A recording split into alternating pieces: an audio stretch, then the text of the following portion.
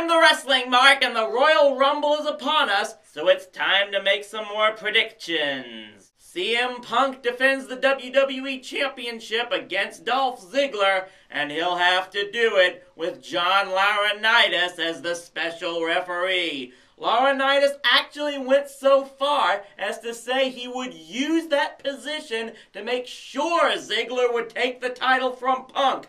Believe me, I'll have more on Lauranitis later, but he did take back what he said in the end and declared he would be a fair official in this match. Will he be good on his word there?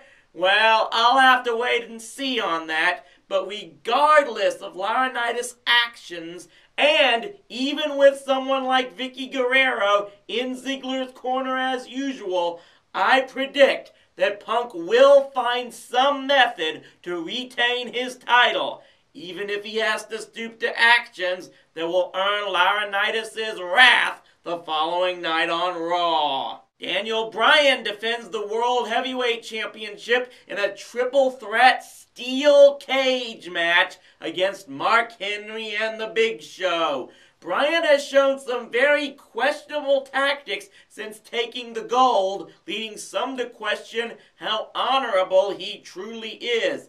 And now he looks to have his back against the wall with two giants trapped with him in a cage. But this may actually be the best thing to happen to Daniel Bryan due to Big Show and Henry's past history with one another. It could very well end up that these two behemoths will focus solely on each other in some sort of alpha male contest. And with them taking each other out, it may be just the thing Bryan needs to escape the cage and retain his championship. That brings us to the Royal Rumble itself. Who will get the automatic berth to WrestleMania this year? Obviously, the luck of the draw has a big part in this match, but the smart money appears to be on Wade Barrett, especially as he has been bragging his intentions to win to anyone who will listen, particularly the Celtic warrior Sheamus. But I've got a feeling it may turn out to be someone else. Someone who amazingly hasn't been doing a lot of talking ever since he made his comeback. That's right, I'm predicting that it may end up being the returning superstar who all he's said so far is that everything would come to an end this Sunday.